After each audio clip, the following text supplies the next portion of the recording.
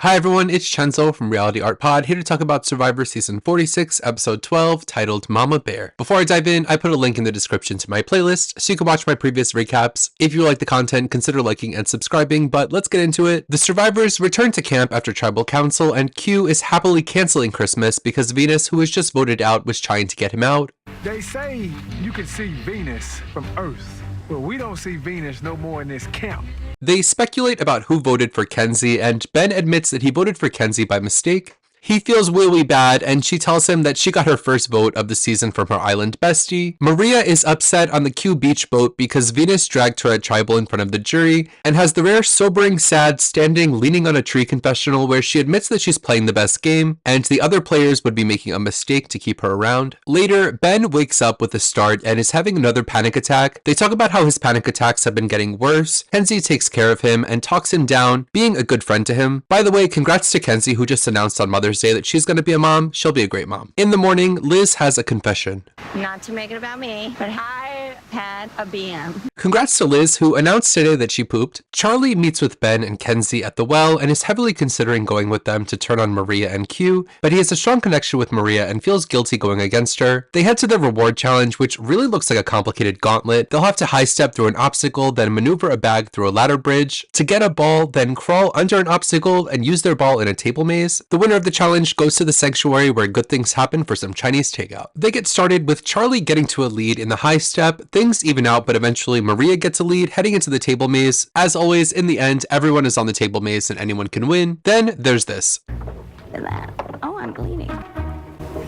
Charlie ends up winning the challenge, and Jeff springs on him that they're going to wash down their Chinese food with letters from home. Charlie picks Liz to join him because she hasn't eaten and her daughter loves Survivor, and he picks Kenzie, who reveals that she moved her wedding to be on Survivor. He adds that they are all the people who didn't have pizza in the last reward, which is the diplomatic approach. The non-winners get emotional, especially Maria, who is missing out on letters from her kids. At the sanctuary, Liz is finally eating the Chinese takeout that looks so good, and she feels in good company. Charlie feels remorseful about not picking Maria, and they flash back to them calling each other Malcolm and Denise way back when. And he says Maria is selfless and she'll completely understand. Cut to back at camp, Maria is having a full meltdown. She feels that Charlie went back on a promise to take her on rewards and says she feels robbed. All I can think of is like, you keep some bear cubs from Mama Bear. I'm coming.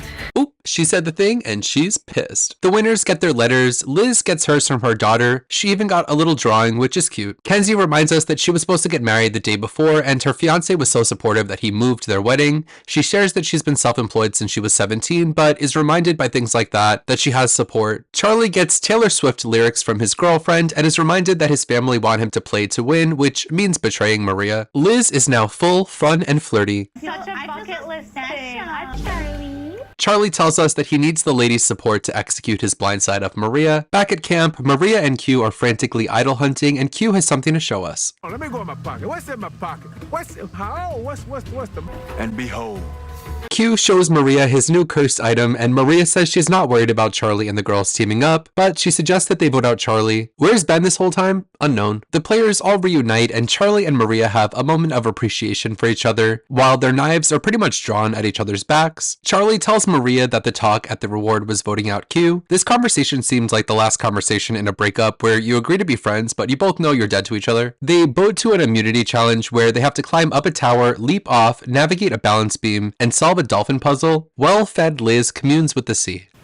First. They get started and Maria impressively bodies the ladder climb, balance beam, and makes it to the puzzle first. Everyone is on the puzzle as Kenzie struggles to crawl across the balance beam, but she completes it to an impressive survivor dive. Ben takes a lead, but here comes Maria absolutely annihilating the puzzle, winning immunity and foiling Charlie's plans yet again. Back at camp, it's back to the drawing board for Charlie and the gang, who decide the new plan is to vote for Q. Maria and Q agree that the best move would be to take out Charlie. Q tells Liz and Kenzie about this plan, who both agree it's still time to vote for Q. Kenzie and Liz report back to Maria and tell Maria that they're down to vote for Charlie. Charlie and Ben meet to weigh out the benefits of lying to Maria about this vote, and Charlie decides to tell Maria that he's voting for Q, but Maria believes that the girls are voting for him, and this is all a mess, topped off with Maria wearing a Q skirt.